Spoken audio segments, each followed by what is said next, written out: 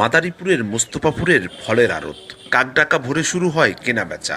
আশপাশের জেলা থেকে ভিড় করেন পাইকাররা। তরমুজ, ফ্রুট, আনারস, কমলা, মাল্টা, আঙ্গুর সহ বিভিন্ন প্রকারের ফল পাইকাররা কিনে নিয়ে বিক্রি করেন স্থানীয় হাট বাজারে। টানা 15 দিনে মৌসুমি ফলের দাম বেড়েছে 1.5 থেকে 2 গুণ। বাড়তি দাম আপনার এবার ওইখানে মাল যা হয়েছে মোটামুটি ভাবে আপনার ওইখান থেকে আনতে ট্রেন খরচটা অনেক ব্যাপক।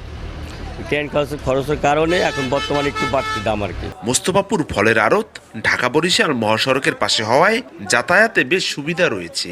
তাই দিনে দিনে জনপ্রিয় হয়ে উঠছে এই ফলের আড়ত।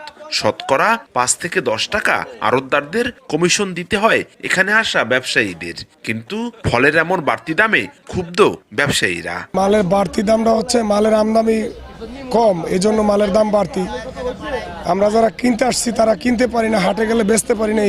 এতেন কিনা নেই বাড়তি দামে ওখানে গেলেই লস, খুচরা বেচলেই লস, লাভ আর চোখে দেখি না।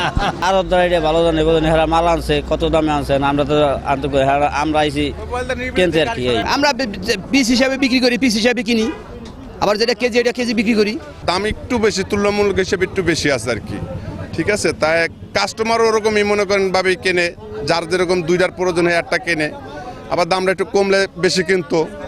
এখন এই ক্ষেত্রে মানে আবার আমদানি হইলে আবার দামটা কমে যেত গা। আড়তদারদের দাবি উৎপাদন কম আর পরিবহন খরচ বেশি হওয়ায় কিছুটা বেড়েছে ফলের দাম।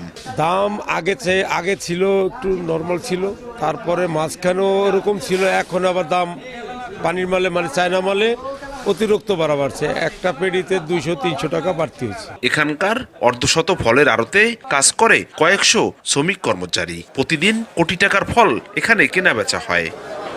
মোস্তফাপুর পাইকারি ফলের আড়তে পর্যাপ্ত মৌসুমি ফলের সরবরাহ রয়েছে, অথচ কিছুতেই বাজার নিয়ন্ত্রণে আসছে না। এজন্য প্রশাসনের নজরদারির অভাবকে দায়ী করছেন ভুক্তভোগী ব্যবসায়ীরা। সঞ্জয় কর্মকার, অভিজিৎ, সময় সংবাদ, মাদারীপুর।